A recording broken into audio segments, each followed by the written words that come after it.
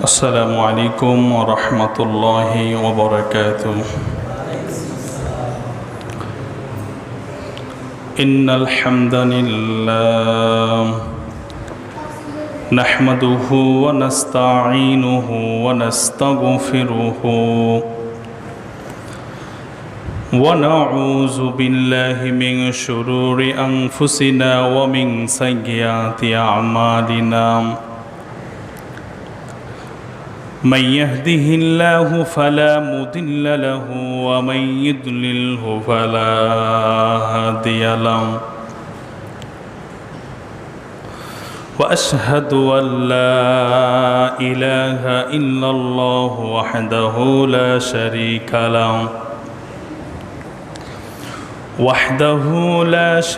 له وأشهد أن محمدا عبده ورسوله أرسله بالحق بشيرا ونذيرا وداعيا إلى الله بإذنه وسراجا منيرا.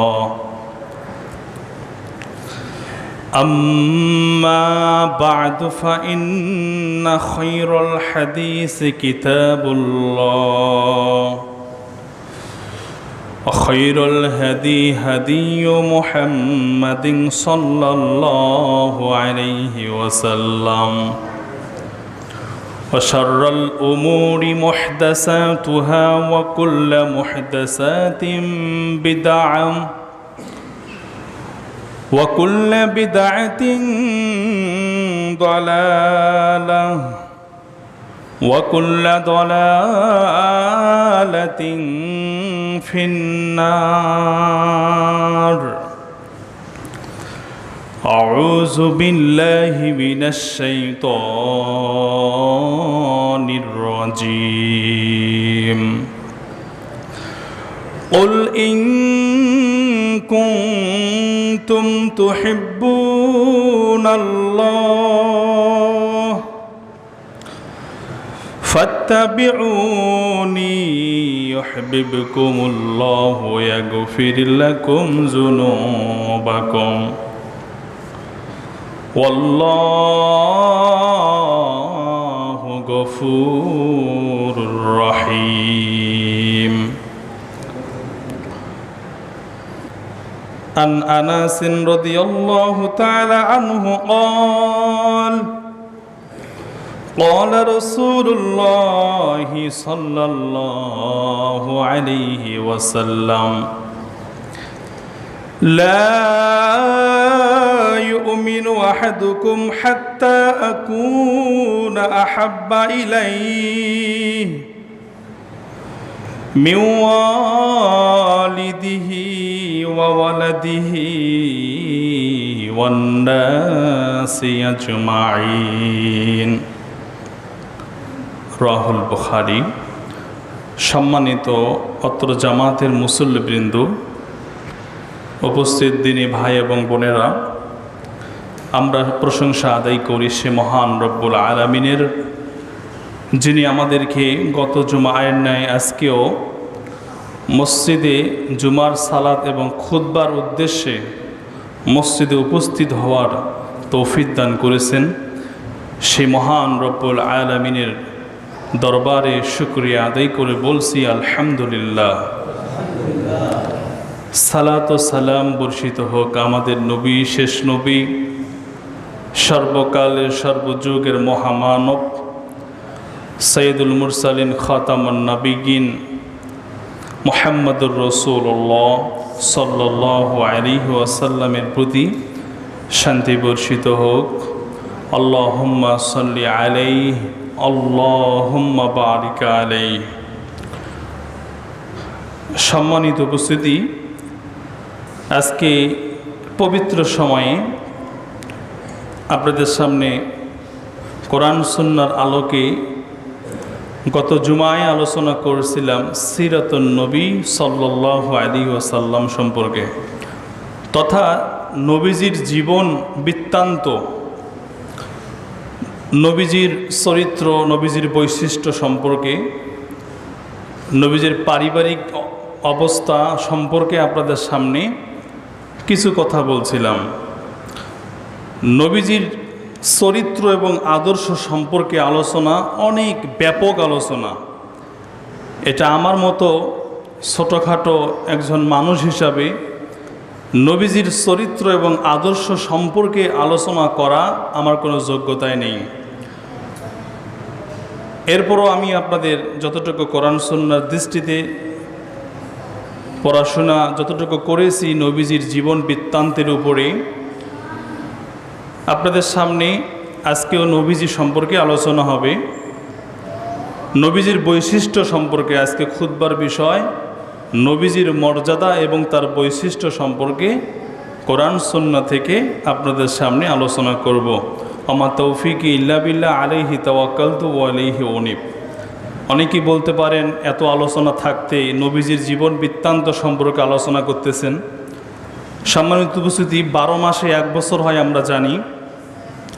তার মধ্যে একটি মাস রবিউল আউয়াল মাস। যেই রবিউল আউয়াল মাসে নবীজি মুহাম্মদ সাল্লাল্লাহু আলাইহি ওয়াসাল্লাম তিনি জন্ম নিয়েছেন। কিছু কিছু মুহাদ্দিসদের মতে আবার এই রবিউল আউয়াল মাসেই তিনি আবার মৃত্যুবরণ করেছেন। এবং প্রায় মসজিদে নবীজির সিরাত সম্পর্কে আলোচনা হচ্ছে, নবীজির সিরাত সম্পর্কে আলোচনা হচ্ছে। আর এটা আমাদের আলোচনা হওয়া উচিত, কেননা নবীজির জীবন বৃত্তান্ত জানা মানে ইসলাম সম্পর্কে জানা। নবীজির কিছু লেখনী পড়বেন, নবীজির বৃত্তান্ত পড়বেন, নবীজির পারিবারিক জীবন, সামাজিক জীবন, রাষ্ট্রীয় জীবন, এগুলো পড়তে গেলে আপনারা বুঝতে পারবেন যে আপনারা ইসলাম সম্পর্কে জানতেছেন। কেননা গোটা ইসলাম ধর্ম নির্ভর করে একজন ব্যক্তির উপরে, নাম মুহাম্মদ সাল্লাল্লাহু আলাইহি ওয়াসাল্লামের। সমস্ত ইসলাম ধর্ম, গোটা ইসলাম ধর্ম, মুসলিমদের শরীয়ত নির্ভর করে একজন নবী, খাতামুন নবিয়্যিন, সাইয়্যিদুল মুরসালিন মুহাম্মদুর রাসূলুল্লাহ সাল্লাল্লাহু আলাইহি ওয়াসাল্লামের উপরে। তার উপরে ইসলাম ধর্ম নির্ভর করে। এখন সেই নবীজি সম্পর্কে আমরা যদি জানি বা জানার চেষ্টা করি, তাহলে মূলত ইসলাম সম্পর্কে আমরা জানার চেষ্টা করতেছি। এই কথা হচ্ছে কেন? কি ব্যাপার? কোনো আওয়াজ হবে না। সম্মানিত উপস্থিতি, তাহলে সেই মানুষ মহামানব, সর্বকালের সর্বশ্রেষ্ঠ মহামানব, সেই নবীজির কথা সম্পর্কে আমরা যদি আলোচনা করি, তাহলে মূলত আমরা ইসলাম সম্পর্কে জানতে পারব।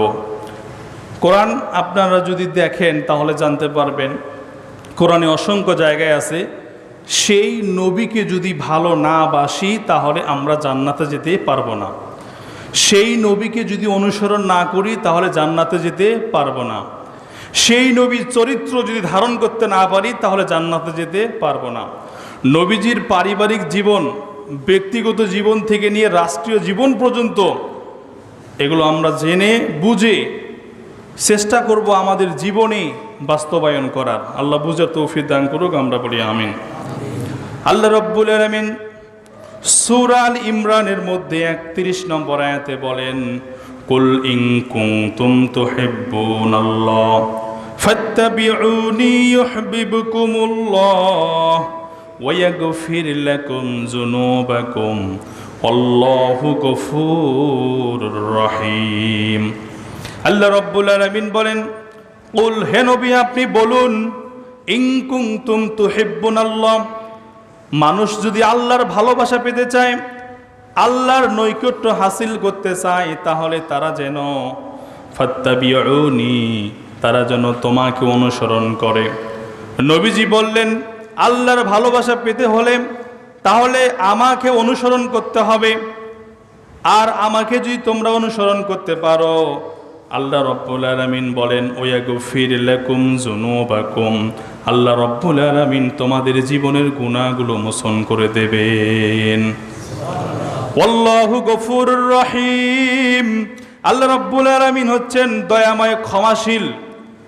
আমরা যদি নবীকে অনুসরণ করতে পারি, নবীকে যদি ভালোবাসতে পারি, তাহলে আল্লাহ রাব্বুল আলামিনের ভালোবাসা পাওয়া, আল্লাহ রাব্বুল আলামিনের নৈকট্য হাসিল করা, এটা আমাদের জন্য সহজ হয়ে যাবে। সুবহানাল্লাহ। এই জন্য আল্লাহ রাব্বুল আলামিন বলে দিলেন, নবী সমস্ত মানুষকে আপনি জানিয়ে দিন, আল্লাহর ভালোবাসা যদি কেউ পেতে চায় তাহলে নবীকে অনুসরণ করতে হবে, নবীকে ভালোবাসতে হবে।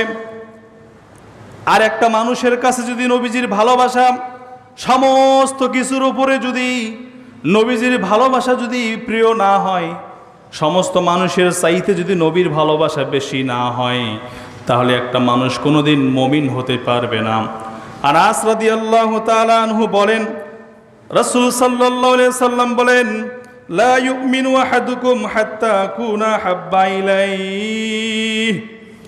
আল্লাহ রাব্বুল আলামিনের রাসূল বলেন, ততক্ষণ পর্যন্ত একজন মুমিন হতে পারবে না, ততক্ষণ পর্যন্ত একজন মানুষ মুমিন হতে পারবে না, আহাব্বা ইলাইহি মিন ওয়ালিদিহি ওয়া ওয়ালাদিহি ওয়ান নাসি আজমাইন। সারা পৃথিবীতে যা কিছু আছে, আপনার সম্পদ, আপনার পরিবার, আপনার ব্যবসা বাণিজ্য, আপনার অনুসরণীয় ব্যক্তিত্ব, নেতা নেত্রীর চাইতে যদি আল্লাহর রাসূল যদি একজন মানুষের কাছে প্রিয় না হয়, তাহলে এই মানুষ কোনোদিন মুমিন হতে পারবে না। বলছেন মুহাম্মদ সাল্লাল্লাহু আলাইহি ওয়াসাল্লাম, লা ইউমিনু, সে কোনোদিন মুমিন হতে পারবে না যতক্ষণ না আজমাইন, পৃথিবীতে যা কিছু আছে তার চাইতে যদি নবী মুহাম্মদ সাল্লাল্লাহু আলাইহি ওয়াসাল্লামকে যদি একজন মানুষ প্রিয় না করে, অনুসরণীয় ব্যক্তিত্ব মনে না করে, পছন্দনীয় ব্যক্তি যদি মনে না করে, ভালোবাসা নবীজির উপরে যদি না থাকে, এই ব্যক্তি কোনোদিন মুমিন হতে পারবে না। লা ইউমিনু বলা হয়েছে, ও ব্যক্তি মুমিন হতে পারবে না যতক্ষণ না নবীজির ভালোবাসা একজন মানুষের অন্তরে সৃষ্টি না হবে। তাহলে আমাদের অন্তরে কতটুকু ভালোবাসা সেই নবীজির প্রতি রয়েছে? আমরা কি আমাদের পিতামাতার চাইতে, ছেলে সন্তানের চাইতে, পরিবার, সম্পদ, এরপরে নেতানেত্রীর চাইতে আমাদের কাছে কি আমাদের সর্বশেষ নবী মুহাম্মদ সাল্লাল্লাহু আলাইহি সাল্লাম কি প্রিয় হতে পেরেছে? কে কতটুকু আমরা নবীকে ভালোবাসি? নবীকে যদি আমরা ভালোবাসতাম, তার নবীজির সিরাত আর নবীজির সুরত আমাদের দেহের মধ্যে, আমাদের শরীরে, আমাদের ব্যক্তিগত জীবনে, পারিবারিক জীবনে, সামাজিক জীবনে, রাষ্ট্রীয় জীবনে নবীজির সিরত আর সুরত এটা ফুটে উঠত। একজন মুসলিমকে দেখলে বুঝে পাওয়া যায় না, একজন মুসলমান ব্যক্তি নামধারী, নাম চমৎকার, নিজেকে পরিচয় দেয় মুসলিম, কিন্তু তার দিকে তাকালে মুহাম্মাদের কোনো সিরত, সর্বশেষ নবীর কোনো চরিত্র, আদর্শ একজন মুসলমান ব্যক্তির মধ্যে পাওয়া যায় না। সে মুসলমান না হিন্দু দেখে খুঁজে পাওয়া যায় না। আজকে এইরকম চরিত্র মুসলিমদের পর্যন্ত হয়ে গেছে, দুঃখজনক ব্যাপার। আল্লাহ আমাদেরকে হেদায়েত দান করুক, আমরা বলি আমিন। নবীজির শুধু এভাবে বক্তব্য শুনবেন, নবীজির সিরাত আর সুরত, নবীজির বৃত্তান্ত, জীবন বৃত্তান্ত আর নবীজির চেহারা সাদৃশ্য এটা দেখবেন, শুনবেন, এই পর্যন্ত থাকলেই হবে না। আমাদেরকে নবীজির সিরত ধারণ করতে হবে। নবীজির পোশাক আশাক কেমন ছিল, নবীজির পোশাক কেমন ছিল, নবীজির চলাফেরা কেমন ছিল, নবীজির মুখে দাড়ি ছিল, নবীজির পোশাক টাকনুর ওপরে ছিল, নবীজির পোশাক ঢিলা ঢলা ছিল, নবীজির কথায় মানুষের সাথে যখন কথা বলতেন তিনি রক্ষা করতেন, নবীজির কথা থেকে মানুষ কিছু শিক্ষা পেত। এই রকম কথা আর চরিত্র আমাদের কয়জনের আছে? এই জন্য আমাদেরকে এই বিষয়গুলো জ্ঞান অর্জন করার পরে আমাদের সেই বৈশিষ্ট্যগুলো অর্জন করতে হবে। আল্লাহ বুঝার তৌফিক দান করুক, আমরা বলি আমিন। সম্মানিত উপস্থিতি, এই যে পবিত্র কোরআনের আয়াত আর এই অত্র হাদিস আপনাদেরকে বর্ণনা করে শোনালাম যে আমাদের কাছে নবীজির ভালোবাসা, মহাব্বত এটা কত বেশি রাখতে হবে, কত বেশি ধারণ করতে হবে। নবীজির ভালোবাসা অনুসরণীয় যদি আমরা না করি, তাহলে আমরা যতই নামটা আমাদের চমৎকার থাক না কেন, দেখতে সুরত যেমনই হোক না কেন, নবীজির উম্মত আমরা হতে পারবো না। তাই আসুন নবীজির যে বৈশিষ্ট্য, নবীজির যে মর্যাদা আল্লাহ সুবহানাহু ওয়া তাআলা দিয়েছেন, এই মর্যাদাগুলো সম্পর্কে আমরা একটু আলোচনা করলেই এখান থেকে আমরা অনেক কিছু জানতে পারবো। চলুন নবীজির সেই বৈশিষ্ট্য, নবীজির সেই ব্যক্তিগত, সামাজিকগত, রাষ্ট্রীয়গত যে বৈশিষ্ট্য এবং মর্যাদাগুলো ছিল, এখান থেকে আমরা যারা মুসলিম উম্মাহ, নবীজির উম্মাত, এখান থেকে আমাদের অনেক শিক্ষণীয় রয়েছে। আল্লাহ সুবহানাহু ওয়া তাআলা আমাদেরকে জ্ঞান অর্জন করার তৌফিক দান করে দিক, আমরা বলি আমিন। 1 নম্বর নবীজির বৈশিষ্ট্য হচ্ছে তার কোনো দোষ, খারাপ কোনো দোষ তদানীন্তনকালের তৎকালীন কাফেররাও, মুশরিকরাও, যাযাবররাও নবীজির কোনো কালিমা, কোনো খারাপ দোষ এটা বের করতে পারে নাই। এটা নবীজির একটা বৈশিষ্ট্য। সুবহানাল্লাহ বলেন।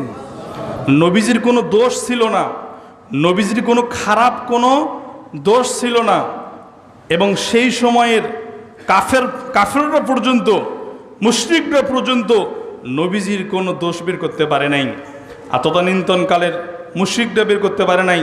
আর এখনকার বর্তমান অনেক নামধারী কিছু মানুষ, তাদেরকে নর্দমার কীট বলা যায়, তারা এত নিকৃষ্ট, নিমক হারাম নামটা তারা মুসলিম দিয়েছে। মুসলমান ঘরে জন্ম নেওয়ার পরেও এখন নাস্তিক হয়ে গেছে। তারা নবীজির ব্যক্তিগত জীবনে প্রশ্ন তোলে। তারা বলে থাকে যে নবীজি অল্প বয়সের মেয়েকে আয়েশা রাদিয়াল্লাহু তাআলা আনহাকে তিনি বিয়ে করেছেন। নাউজুবিল্লাহ বলেন। সম্মানিত উপস্থিতি, আয়েশা রাদিয়াল্লাহু তাআলা আনহা, তিনি শুধুমাত্র আয়েশা রাদিয়াল্লাহু তাআলা আনহাকেই আমাদের রাসূল সাল্লাল্লাহু আলাইহি ওয়াসাল্লাম বিয়ে করেছেন। সম্মানিত উপস্থিতি, এটা আল্লাহ রাব্বুল আলামিনের ওহীর মাধ্যমে যতগুলো বিয়ে করেছেন আপনারা শুনেছেন, সমস্ত বিয়ের পিছনে আমাদের নবীজির কিছু কারণ ছিল। বংশগত কারণ ছিল, গোত্রীয় দ্বন্দ্বের কারণে, মীমাংসার কারণে। অনেক সময় নবীজি বিয়ে করতে করতে তিনি 13টি বিয়ে করা পর্যন্ত, 13টি বিবাহ বন্ধনে আবদ্ধ হয়েছিলেন এবং 11 জনের সাথে সংসার জীবন, দাম্পত্য জীবন অতিবাহিত করেছেন।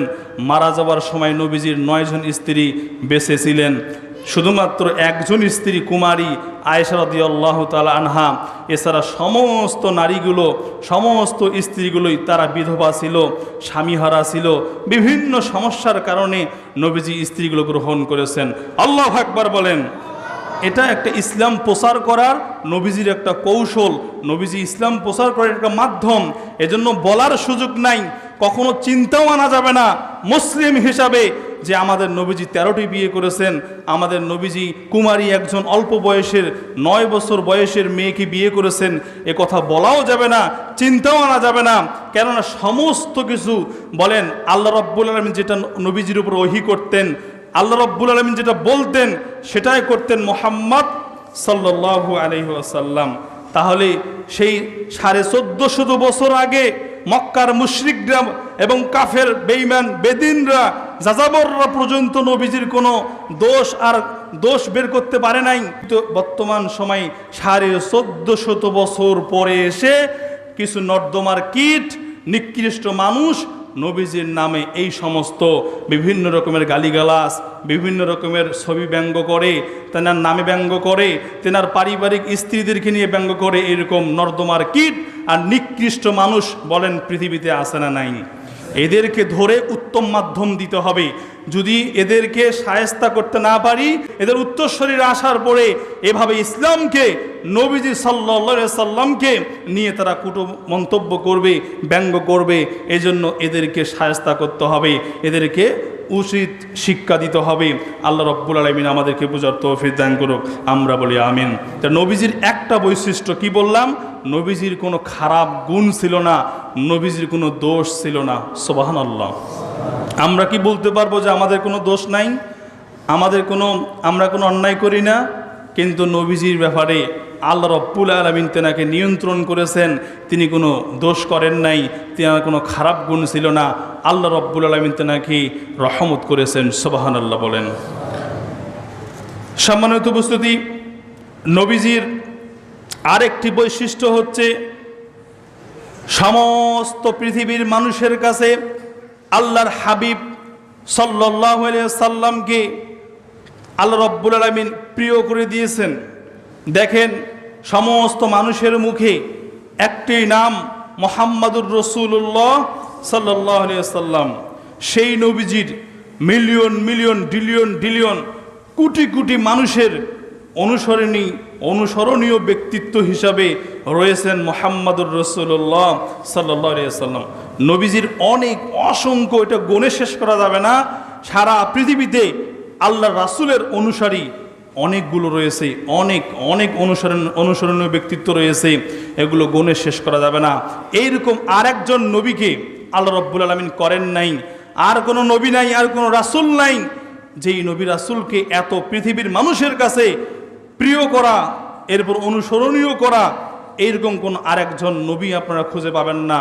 নবী আল্লাহ রাব্বুল আলামিন সর্বশেষ নবী দিয়েছেন মুহাম্মাদুর রাসূলুল্লাহ সাল্লাল্লাহু আলাইহি ওয়াসাল্লাম। তিনি সমস্ত মানুষের কাছে তিনি প্রিয় একজন ব্যক্তি, অনুসরণীয় ব্যক্তি। তিনার কথা মানুষ এখনো বলে। তিনি এসেছিলেন আজ থেকে 1450 বছর পূর্বে, 1450 বছর পূর্বে এসে গেছেন। দেখেন আজও মানুষ সেই নবীজির কথা বলে, সেই নবীজির কথা বলে। আজও সেই নবীজির কথা মানুষ শুনলে চোখে অশ্রু ঝরায়, সেই নবীজির কথা শুনলে অন্তরে ভালোবাসা, মায়া, মমতা এটা বৃদ্ধি হয়ে যায়। আজও মানুষের সামনে নবীজির কথা বললে মানুষের অশ্রু চলে আসে, কান্না চলে আসে। এরকম আরেকজন ব্যক্তি আপনি আর খুঁজে পাবেন না। ভালোবাসার পাত্র আর কোনো হতে পারে। দেখবেন যুগে যুগে অনেক খেলোয়াড়রা এসেছে, অনেক নায়ক নায়িকা, গায়ক গায়িকা, অনেক দামি নামি বিভিন্ন ধরনের তারা ভাইরাল হয়েছে, কিন্তু মারা যাওয়ার পরে 10 বছর, 20 বছর, 50 বছর পর, 100 বছর পর তাদের নাম থাকে না। কথা বলেন ঠিক কিনা? তাদের কোনো নাম থাকে না, তাদের কথা বলে না মানুষ। 10 বছর 20 বছর পরে কিন্তু তাদেরকে মানুষ ভুলে যায়।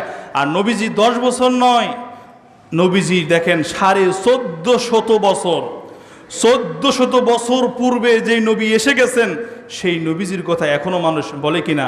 আমরা বলি, তেনাকে অনুসরণ করি, তার আনুগত্য এবং তাকে তার বৈশিষ্ট্যগুলো আমরা ধারণ করার চেষ্টা করি। 1450 বছর কেন, আগামী আরো 5000 বছর যদি পৃথিবী থাকে, এরপরও তার অনুসারী থাকবে কিনা বলেন? এরপর তার অনুসারী থাকবে, তার ভালোবাসার মানুষগুলো থাকবে, তাকে স্মরণ করবে, তার কথাগুলো বলবে, তার পারিবারিক জীবন বলবে, তার রাষ্ট্রীয় জীবনের কথাগুলো মানুষ বলবে। কিয়ামতের আগ পর্যন্ত সেই নবীজির কথা চলতেই থাকবে। আল্লাহু আকবার বলেন। ওয়ারাফা'না লাকা যিকরাক, ওয়ারাফা'না লাকা যিকরাক। আল্লাহ রাব্বুল আলামিন তার হাবিবকে বলছেন, হে নবী, আপনার প্রশংসা, আপনার ভালোবাসা এটা আমি ছড়িয়ে দিয়েছি সারা পৃথিবীতে। তোমার প্রশংসা, তোমার ভালোবাসা আমি এটা ছড়িয়ে দিয়েছি। সুবহানাল্লাহ বলেন। সম্মানিত উপস্থিতি, তাহলে এখানে আরেকটা বৈশিষ্ট্য আমরা পেলাম, নবীজির ভালোবাসা সারা পৃথিবী জুড়ে আছে না নাই? নবীজির কথা সারা পৃথিবীর মানুষ বলে, ফেরেশতাগণ বলে, স্বয়ং আল্লাহ রাব্বুল আলামিন পর্যন্ত তার হাবিব মুহাম্মাদুর রাসূলুল্লাহ সাল্লাল্লাহু আলাইহি সাল্লামের নাম নিয়ে, আল্লাহ রাব্বুল আলামিনের রাসূলের নাম নিয়ে আল্লাহ রাব্বুল আলামিন এক জায়গায় এসেছে, নবীজির নাম নিয়ে তিনি কসম করে তিনি কথা বলেন। সুবহানাল্লাহ বলেন। সম্মানিত উপস্থিতি, আসবে সামনে কথাগুলো। এবং 3 নম্বর আরেকটি বৈশিষ্ট্য হচ্ছে নবীজির যে নাম মুহাম্মদ, এই যে মুহাম্মদ এই নামটি রাখার আগে পৃথিবীর কোনো মানুষের আর মুহাম্মদ নামে নাম ছিল না। মুহাম্মদের নাম রাখার পরে নকল মুহাম্মদ বা এরকম নাম অনেকজন রেখেছেন, কিন্তু মুহাম্মদ এই নামটা ইলহাম, এটা আল্লাহ রাব্বুল আলামিন করেছেন তার দাদা আব্দুল মুত্তালিবের অন্তরে। আল্লাহ রাব্বুল আলামিন ইলহাম করে জানিয়ে দিয়েছেন যাতে করে তার নাম রাখা হয় মুহাম্মদ। মুহাম্মদ মানেই হচ্ছে প্রশংসিত ব্যক্তি। সুবহানাল্লাহ বলেন। তা নবীজি কি প্রশংসিত না? নবীজিকে নিয়ে মানুষ প্রশংসা করে, অহংকার করে, গৌরব করে। আল্লাহু আকবার বলেন। মুহাম্মদ প্রশংসিত ব্যক্তি, প্রশংসিত ব্যক্তি। এই মুহাম্মদ আল্লাহ রাব্বুল আলামিন, তিনি আল্লাহ রাব্বুল আলামিন নাম রেখেছেন ওমা মুহাম্মাদুন ইল্লা রাসূল। শোনো, মুহাম্মদ তোমাদের রাসূল, তোমাদের কাছে একজন রাসূল হিসাবে, বার্তাবাহক হিসাবে তোমাদের কাছে প্রেরিত হয়েছে। সুবহানাল্লাহ। সম্মানিত উপস্থিতি, মুহাম্মদ এই নামটি আল্লাহ রাব্বুল আলামিন রেখেছেন তার আব্দুল মুত্তালিব দাদার মাধ্যমে। দেখুন, মুহাম্মদের নাম তার স্ত্রীরা প্রশংসা করে, তার কন্যারা প্রশংসা করে, সাহাবীরা প্রশংসা করে, স্বয়ং ফেরেশতারা প্রশংসা করে। আল্লাহ রাব্বুল আলামিন তার এই নামটা মুহাম্মদ, এই নাম ধরে আল্লাহ রাব্বুল আলামিন তার জীবন নিয়ে, তার নাম নিয়ে স্বয়ং আল্লাহ রাব্বুল আলামিন কসম করেছেন পবিত্র কোরআনে। সূরা হিজরের ৭২ নম্বর আয়াত দেখলে বুঝতে পারবেন, মুহাম্মদের নাম নিয়ে, জীবনী নিয়ে আল্লাহ রাব্বুল আলামিন কসম করেছেন। তার কারণ আল্লাহ রাব্বুল আলামিনের কাছে এত ব্যক্তিত্ব প্রিয়, আল্লাহ রাব্বুল আলামিনের কাছে এত প্রিয় তার হাবিব, এত পছন্দনীয় ব্যক্তি। যদিও মুহাম্মদ একজন সৃষ্টি, তিনি একজন সৃষ্টি, তিনি হচ্ছেন মানুষ, আমাদের মতোই একজন মানুষ, তবে তার মর্যাদা, তার বৈশিষ্ট্য এটা আমাদের চাইতে অনেক বেশি। সুবহানাল্লাহ বলেন। নবীজির উপরে ওহী অবতীর্ণ হয়, আমাদের উপর কি ওহী অবতীর্ণ হয়? আমাদের উপর ওহী অবতীর্ণ হয় না। এজন্য তার আর আমাদের মাঝে এটা পার্থক্য রয়েছে। তিনি মানুষ, কিন্তু আমাদের মতো মানুষ নন। তিনার উপরে আল্লাহ রাব্বুল আলামিন ওহী অবতীর্ণ করেছেন। সুবহানাল্লাহ বলেন। লা আমরুকা ইন্নাহুম লাফি সাকরাতিহিম ইয়ামাহুন। তোমার জীবনের কসম, আল্লাহ রাব্বুল আলামিন নবীজিকে নিয়ে এভাবে তিনি কসম করেছেন। প্রিয় উপস্থিতি, তাহলে আমরা জানতে পারলাম, যখন কোনো জিনিসটা নিয়ে, কোনো বস্তু ব্যক্তি নিয়ে যখন আল্লাহ রাব্বুল আলামিন কসম করেন, শপথ করেন, তার মর্যাদা, তার সম্মান এটা বেশি হয়ে যায়, এটা বৃদ্ধি হয়ে যায়। সুবহানাল্লাহ বলেন। অত্তিন ওয়া যাইতুন অতুরি সিনিন ও হাযাল বালাদিল আমিন।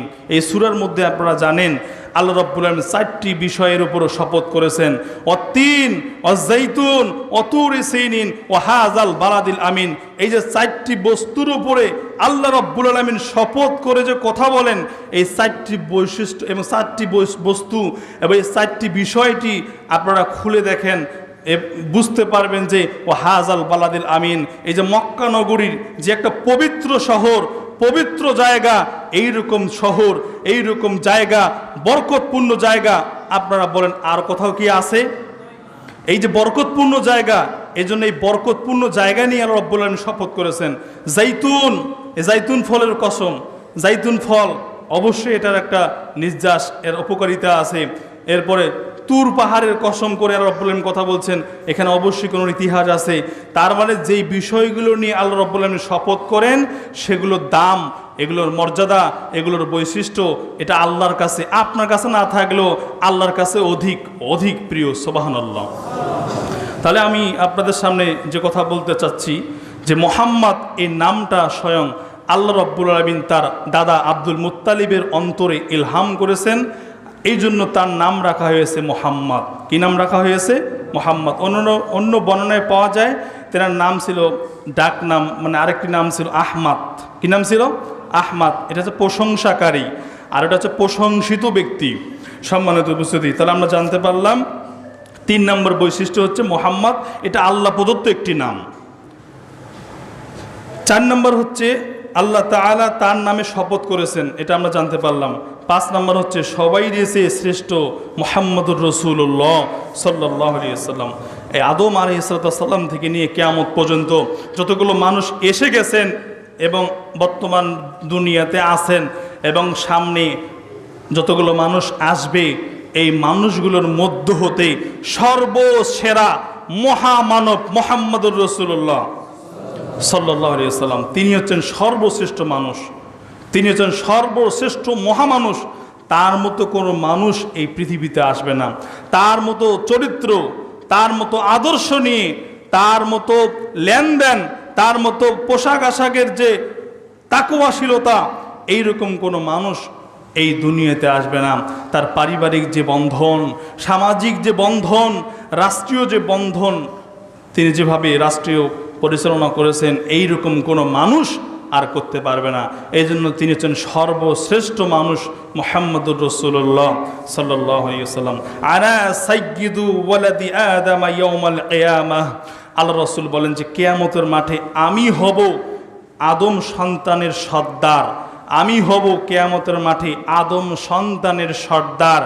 পৃথিবী তো মুহাম্মদুর রাসূলুল্লাহ সাল্লাল্লাহু আলাইহি সাল্লামকে প্রশংসিত ব্যক্তি করে রেখেছেন। আবার দুনিয়া থেকে যখন আখিরাতের মাঠে আমরা সবাই যাব, আমাদের কাছে মুহাম্মদুর রাসূলুল্লাহ সাল্লাল্লাহু আলাইহি সাল্লাম নেতা হিসাবে, সাইয়্যিদুল আদম, আদম সন্তানের সর্দার হিসাবে আল্লাহ রাব্বুল আলামিন কিয়ামতের মাঠেও মুহাম্মদুর রাসূলুল্লাহ সাল্লাল্লাহু আলাইহি সাল্লামকে রাখবেন। আল্লাহু আকবার বলেন। তার সম্মান, তার মর্যাদা, তার মুজিজা সম্পর্কে কথা বলার আমার কোনো যোগ্যতা নেই। এরপর আমি আপনাদের সামনে একটু কথা বলতেছি, একটু জানার চেষ্টা করুন সম্মানিত উপস্থিতি, কোন নবী সম্পর্কে আমরা কথা বলতেছি, যেই নবীজির প্রেমে, যেই নবীজির প্রেমের ভালোবাসায় শুধু মানুষেরা নয়, সারা পৃথিবীর যতগুলো সৃষ্টি রয়েছে তার প্রেমে, তার ভালোবাসায় মুগ্ধ। বলেন সুবহানাল্লাহ। প্রত্যেকটা জীব জন্তু তাকে ভালোবাসতেন। সম্মানিত উপস্থিতি, অনেকগুলো কথা রয়েছে। 6 নম্বর হচ্ছে সবাইয়ের জন্য রহমত হিসাবে এসেছেন মুহাম্মদুর রাসূলুল্লাহ সাল্লাল্লাহু আলাইহি ওয়াসাল্লাম। ওয়ামা আরসালনাকা ইল্লা রাহমাতাল লিল আলামিন। আলামিন মানে হচ্ছে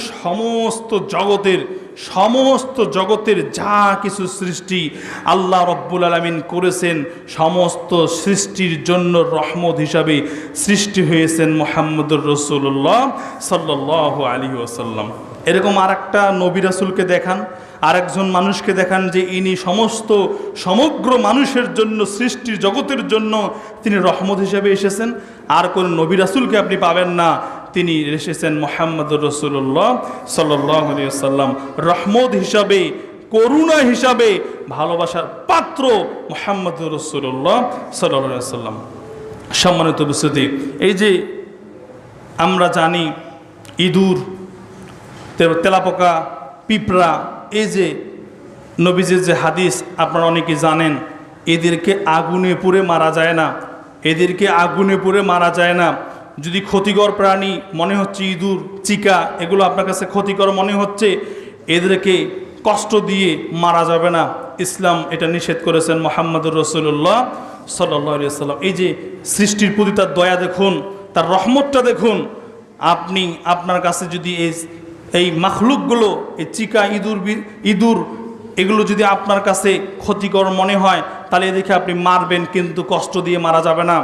যেগুলো ক্ষতিকর প্রাণী আপনার কাছে মনে হবে, এদেরকে আপনি মারবেন, একেবারেই মারবেন, কিন্তু ধুকে ধুকে কষ্ট দিয়ে এদেরকে মারতে নিষেধ করেছেন মুহাম্মদুর রাসূলুল্লাহ সাল্লাল্লাহু আলাইহি ওয়াসাল্লাম। তাহলে দেখুন সৃষ্টির প্রতি নবীজির দয়া আছে না নাই, রহমত আছে না নাই?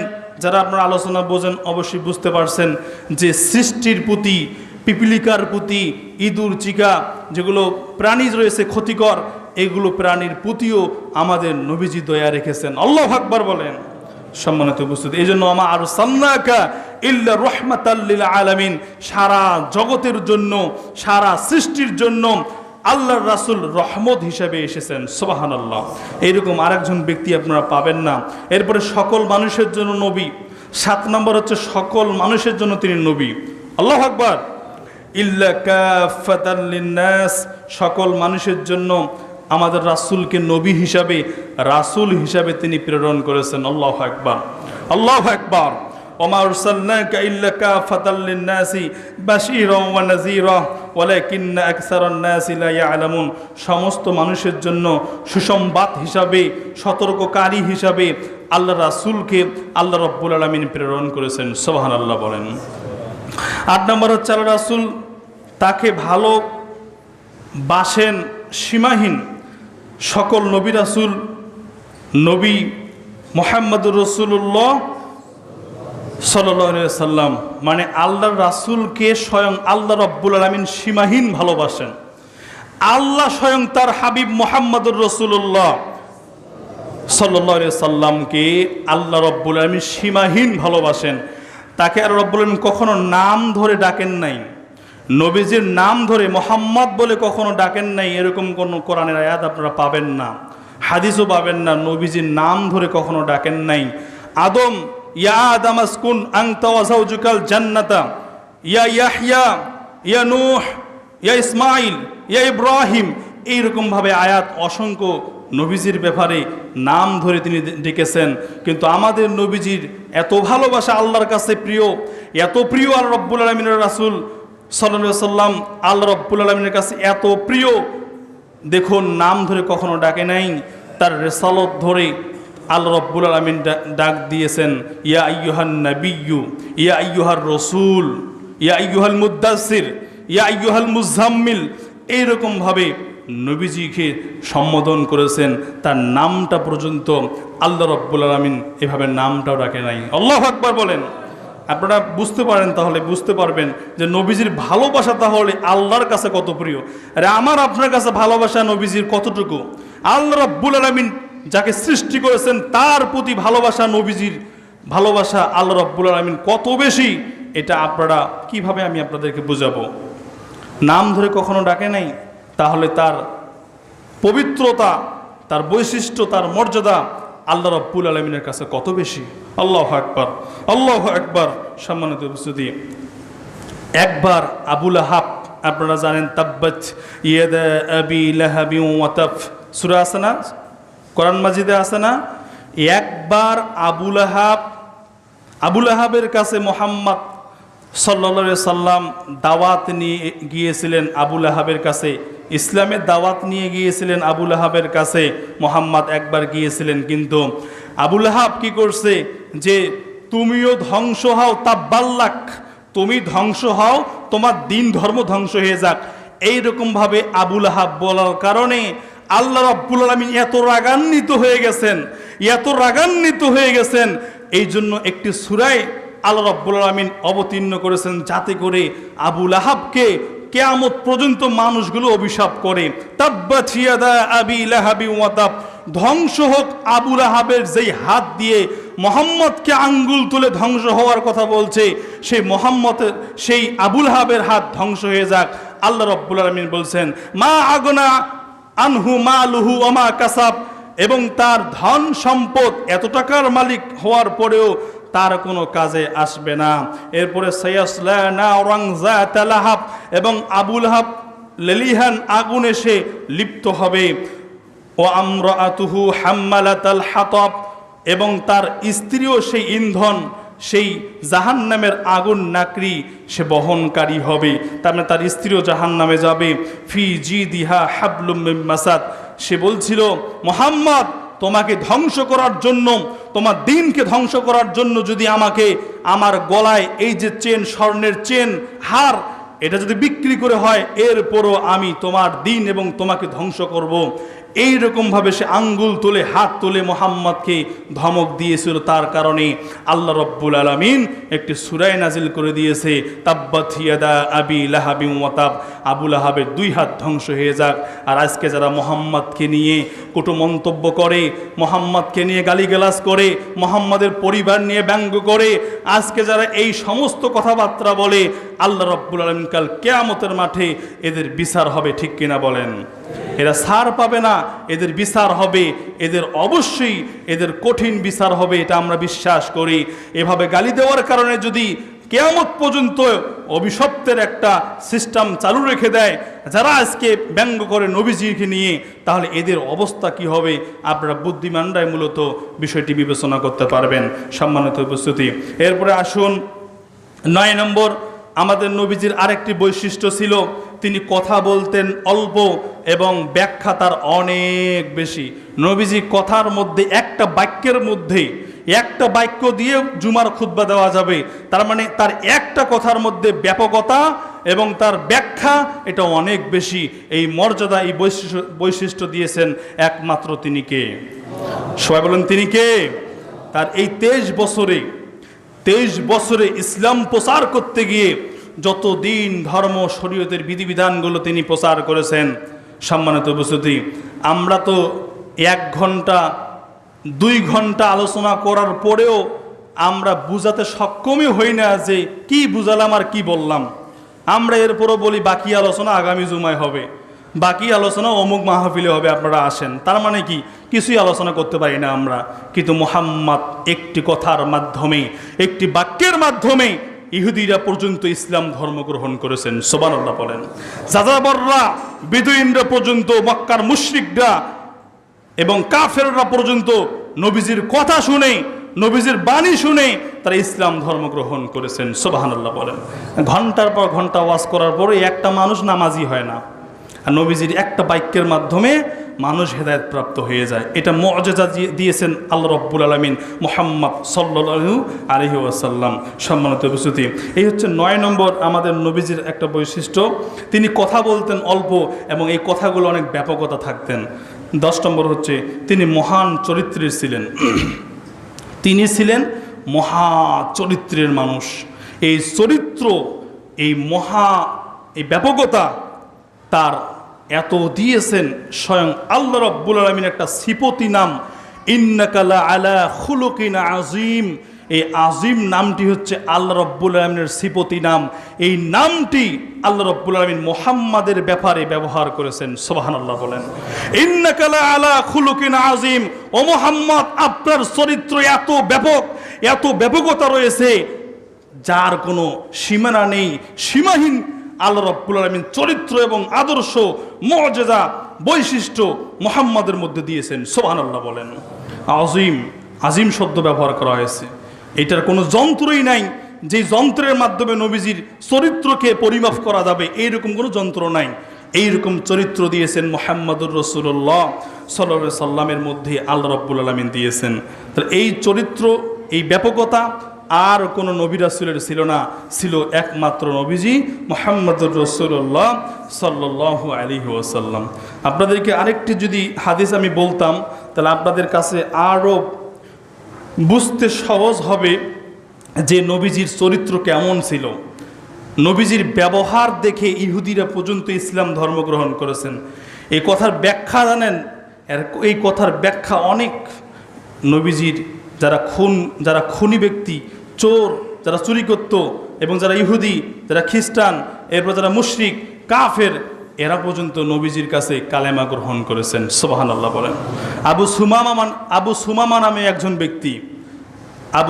নামে একজন ব্যক্তি তিনি খুনি ছিলেন। তাকে ধরা হয়েছে মসজিদে নববীতে, খুঁটিতে বাঁধানোর পরে নবীজি এসে তাকে জিজ্ঞাসা করলেন, আবু সুমামা কি অবস্থা তোমার? তখন সে বলল, আপনি যদি আমাকে ছেড়ে দেন তাহলে আপনি একজন খুনিকে ছেড়ে দিলেন, আর আপনি যদি আমার ওপর রহমত করেন তাহলে আপনি কৃতজ্ঞতা প্রকাশ করলেন, আপনি যদি আমার কাছে টাকা চান তাহলে আমি আপনাকে টাকা দেব। এইরকমভাবে বলছেন যাতে করে তাকে ছেড়ে দেওয়া হয়। নবীজি চলে গেলেন। দ্বিতীয় দিন আবার আসলো, আবার এইভাবে বলছে। তৃতীয় দিন আবার এসেছেন, আবার বলা হয়েছে এই কথাগুলো। আবু সুমামা বলছেন, আপনি যদি আমাকে ছেড়ে দেন তাহলে আপনি খুনিকে ছেড়ে দিলেন, আপনি যদি আমার ওপর রহম করেন তাহলে কৃতজ্ঞতা প্রকাশ করলেন, আর আপনি যদি টাকা চান তাহলে আমি টাকা দেবো আপনাকে, এরপর আমাকে ছেড়ে দেন। আল্লাহ রাসূল মুহাম্মাদুর রাসূলুল্লাহ সাল্লাল্লাহু আলাইহি ওয়াসাল্লাম একটি তো রাজি হয়নি। এক পর্যায়ে আবু সুমামাকে ছেড়ে দিয়েছে। তাকে মারধর করা হয় নাই, তাকে গালিগালাজ করা হয় নাই, তার উপর কোনো অত্যাচার, নির্যাতন, নির্মম কোনো কিছু করা হয় নাই। সাহাবীদেরকে বলা হলো, আবু সুমামাকে ছেড়ে দাও তোমরা, সে চলে যাক। আবু সুমামা এই দৃশ্য দেখে, এটা তো আমি সংক্ষিপ্ত আকারে আপনাদের সামনে বললাম, এই দৃশ্য দেখে এত বড় খুনি, এত বড় পাপ কাজ আমি করেছি, এরপর নবীজি আমাকে কিছু বলল না, আমাকে ছেড়ে দিল। সে গোসল করে এসে নবীজির কাছে এসে কালেমা গ্রহণ করলো, আশহাদু আল্লা ইলাহা ইল্লাল্লাহ ওয়া আন্না মুহাম্মাদুর রাসূলুল্লাহ, আমি সাক্ষ্য দিচ্ছি আল্লাহ হচ্ছেন এক, অদ্বিতীয়, এবং মুহাম্মদ আল্লাহর রাসূল এবং তার বান্দা। এই কথা বলে তিনি ইসলাম ধর্ম গ্রহণ করলেন। সুবহানাল্লাহ বলেন। আবু সুমামা বলল, আমার কাছে নিকৃষ্ট চেহারা ছিল মুহাম্মদের চেহারা, আমার কাছে সবচেয়ে নিকৃষ্ট। আমার কাছে নিকৃষ্ট ছিল এই মুহাম্মাদের দিন, আমার কাছে নিকৃষ্ট ছিল মুহাম্মাদের শহর আমার কাছে নিকৃষ্ট ছিল। কিন্তু আজ থেকে মুহাম্মাদের চেহারা, মুহাম্মাদের দিন, মুহাম্মাদের শহর আমার কাছে প্রিয় হয়ে গেল। সুবহানাল্লাহ বলেন। মুহাম্মদ আপনি বলেন আমি কি করব, ইসলামের জন্য আমি কি করব, আমাকে অনুমতি দিন, আমি কি করব। যদিও আমি ছিলাম উমরার উদ্দেশ্যে বের হয়েছিলাম, কিন্তু আমাকে আপনার লোকেরা নিয়ে এসেছে, আমি কি উমরা করব? মুহাম্মদ তখন বলেন, আবু সুমামা তুমি যাও উমরা করে চলে আসো। সম্মানিত উপস্থিতি, তাহলে এখান থেকে জানতে পারি আমরা যে নবীজির চরিত্র, নবীজির ব্যবহার তাহলে কেমন ছিল। সম্মানিত উপস্থিতি, নবীজির এই দেখুন, নবীজির একটা হাসির মাধ্যমে, নবীজির মুস্কি হাসির মাধ্যমে, নবীজির ব্যবহারের মাধ্যমে, চরিত্রের মাধ্যমে বিদয়ীনরা পর্যন্ত ইসলাম ধর্ম গ্রহণ করেছেন। সুবহানাল্লাহ বলেন। সেই নবীজির আমরা আজকে ভুলে কি খেলোয়াড়দের, নায়ক নায়িকাদেরকে আমরা, কি নেতা নেত্রীর পিছনে আমরা পড়ে আছি, জীবনকে অতিবাহিত করতেছি। আল্লাহ আমাদেরকে হেদায়েত দান করুক, চূড়ান্তভাবে আল্লাহ আমাদেরকে হেদায়েত দান করুক। সম্মানিত উপস্থিতি, এই হচ্ছে নবীজির মুআজিজা। 11 নম্বর হচ্ছে নবীজিকে হাউজে কাউসার দান করেছেন আল্লাহ রাব্বুল আলামিন।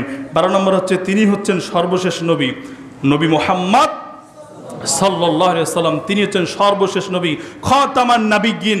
তিনি হচ্ছেন সর্বশেষ নবী, তার পরে আর কোনো নবী আসবে না। প্রধান বক্তা আলোচনা করে মাহফিলের শুরুতে না শেষে, মাহফিলের শেষে আলোচনা করে। এই জন্য আমাদের নবীজিকেও সর্বশেষ নবীর সিলসিলা আস্তে আস্তে আস্তে আস্তে আমাদের নবীজিকে সর্বশেষ হিসাবে খতামুন নাবিয়্যিন এই ঘোষণা দিয়েছেন আল্লাহ রাব্বুল আলামিন। এরপর 13 নম্বর হচ্ছে তিনি বাক্য বলেছেন, তিনি যেটা বলেছেন তিনি সেটা আমল করেছেন। আমরা অনেকে যা বলি আমরা তা আমল করি না, কিন্তু নবীজি যা বলেছেন তা তিনি আমল করেছেন। আর 14 নম্বর হচ্ছে সকল প্রকার ওহী আমাদের নবীজির উপরে প্রেরণ হয়েছে। স্বপ্নের মাধ্যমে ওহী এসেছে, বাস্তবে এসেছে, বিভিন্নভাবে নবীজির উপরে যত ওহী আছে, মানে যত মাধ্যম ছিল সব মাধ্যমেই নবীজির উপরে ওহী অবতীর্ণ হয়েছে। সম্মানিত উপস্থিতি, এবং 15 নম্বর হচ্ছে কিয়ামতে তার হাতে একটি প্রশংসিত পতাকা থাকবে। কার হাতে? মুহাম্মদ সাল্লাল্লাহু আলাইহি সাল্লামের হাতে একটি পতাকা থাকবে, পতাকা, প্রশংসিত পতাকা, যেই পতাকার নিচে সমস্ত নবী রাসূলরা আশ্রয় নেবেন। সুবহানাল্লাহ বলেন। সম্মানিত উপস্থিতি, তাই আসুন আমরা সেই নবীজিকে ভুলে আসি, সেই নবীজির সুন্নাত থেকে আমরা দূরে আসি। সম্মানিত উপস্থিতি, সর্বশেষ আরেকটু আপনাদের যে কথাগুলো বললাম আরেকটু বলে নেই। 1 নম্বর বলছিলাম তার শত্রুরা তার কোনো দোষ বের করতে পারে নাই। 2 নম্বর বলছিলাম তিনি একমাত্র ব্যক্তি, প্রশংসিত, সারা পৃথিবীতে তার প্রশংসা। 3 নম্বর হচ্ছে তার নাম, তার যে নাম মুহাম্মদ, এই মুহাম্মদটা আল্লাহ রাব্বুল আলামিন স্বয়ং ইলহাম করেছেন। তিনি যা নির্দেশ করতেন তা তিনি আমল করতেন। সকল আদম সন্তানের তিনি নেতা হবেন, সাইয়্যিদুল আদম। সকলের জন্য তিনি রহমত হিসেবে এসেছিলেন এবং সকল মানবতার জন্য, সকল মানুষের জন্য তিনি রসুল হিসেবে এসেছিলেন। নবীজির নাম ধরে ডাকেন নাই আল্লাহ রাব্বুল আলামিন, স্বয়ং আল্লাহ রাব্বুল আলামিন নবীজির নাম ধরে ডাকেননি, কিন্তু অন্যান্য নবীজির নাম ধরে ডেকেছেন। আরেকটা বলছিলাম আল্লাহ তাআলার সার্টিফিকেট দিয়েছেন তিনি উত্তম চরিত্রের, উত্তম চরিত্র নবীজির, এটা আল্লাহ রাব্বুল আলামিন সার্টিফাইড করেছেন। এরপরে কথা বলতো অল্প কিন্তু ব্যাখ্যা অনেক বেশি হতো। আল্লাহ তাআলা তার নামে শপথ করেছেন, আল্লাহ তাআলা স্বয়ং মুহাম্মাদের নামে শপথ করেছেন। 12 নম্বর বললাম হাউজে কাউসার তিনি দান করেছেন, আল্লাহ রাব্বুল আলামিন হাউজে কাউসার মুহাম্মাদের উপর দান করেছেন এবং তাকে শেষ নবী হিসাবে আল্লাহ রাব্বুল আলামিন ঘোষণা করেছেন। 14 নম্বর কিয়ামতে তার হাতে একটি প্রশংসিত পতাকা থাকবে। 15 নম্বর বলছিলাম সর্বপ্রকার ওহী মুহাম্মাদের উপর প্রেরণ করা হয়েছে। আজকে আপনাদের সামনে কথা বলছিলাম মুহাম্মদ সাল্লাল্লাহু আলাইহি সাল্লামের বৈশিষ্ট্য এবং মর্যাদা সম্পর্কে, কিছুই বলতে পারিনি, আরও অনেক আলোচনা রয়েছে। আমরা আগামী জুমাগুলোতে আমরা নবীজি সম্পর্কে আলোচনা শুনব এবং আমরা শুধু আলোচনায় শুনব না, তার চরিত্র, তার ব্যবহার, তার আখলাক, এগুলো আমরা আমাদের নবীজির উম্মাত হিসাবে আমরা আমাদের জীবনে বাস্তবায়ন করব। ব্যক্তিগত জীবনে, পারিবারিক জীবনে, সামাজিক জীবনে, রাষ্ট্রীয় জীবনে আমরা এগুলো বাস্তবায়ন করার চেষ্টা করব। আল্লাহ আমাদের সবাইকে তৌফিক দান করুক। আমরা বলি আমিন।